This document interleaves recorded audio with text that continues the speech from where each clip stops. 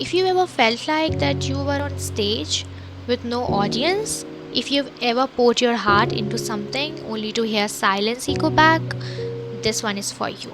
Because I've been there, not once, not twice, but so many times. I lost count.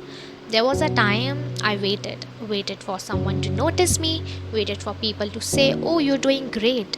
But life doesn't always clap for you in the beginning. Sometimes it watches in silence, just to see if you will clap yourself first. This is a story of how I stopped waiting for that validation and started choosing myself instead, fiercely, fully, and softly. So let's just get into it. Let's be honest, it's hard not to compare. You see someone else living their highlight reel and you wonder, what am I doing wrong? You start questioning your worth based on pace and not peace, based on visibility and not value. But here is what I realized: comparison is a thief with soft hands. It does not rob you loudly, it slowly, gently takes away your joy, your pride, your peace. And one day, I got tired of chasing shadows. So I started asking, am I walking my path because I love it or because I wanted to be loved by others? The shift began when I decided to romanticize my life that I already had. Not the static life, not the Pinterest life, but my life. I started dancing alone with music bursting in my ears, sitting with my book alone like for hours. And it sounds small, but these small things, they built something sacred inside me. I wasn't waiting for someone to write a poem about my life. I was writing it line by line. Because here is the truth: you don't need big moment to make a beautiful memory. You just need presence, your own presence. Look for cheerleaders in loud crowds, but sometimes they are the quiet ones. Your mother who prays for you without telling you, a childhood friend who still thinks that you will change the world, a stranger who sees your glow before even you do.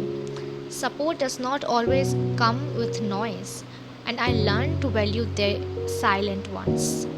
The way my diary listens, the way the moon keeps returning, the way my soul whispers that I'm proud of you when no one else does. The first voice you hear is not from outside, it's your own. So I started paying attention to what I was telling myself. Was I being kind or cruel, hopeful or harsh? I began journaling, affirming, unfollowing accounts that made me feel small.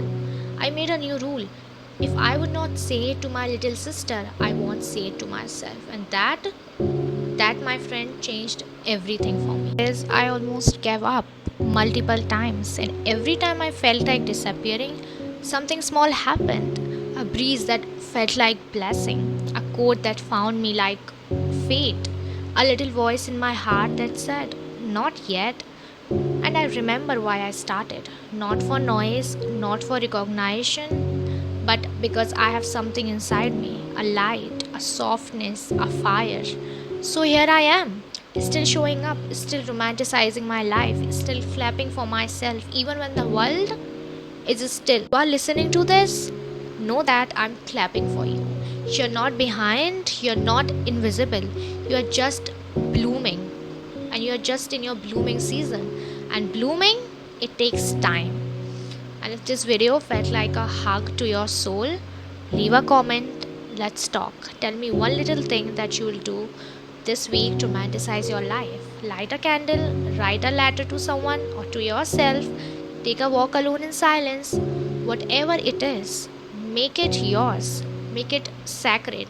Because your life, your real, honest, messy, magical life, is worth falling in love for. Thank you for being here. Thank you for listening. Above all, thank you for not giving up. And I will see you in the next one. Bye.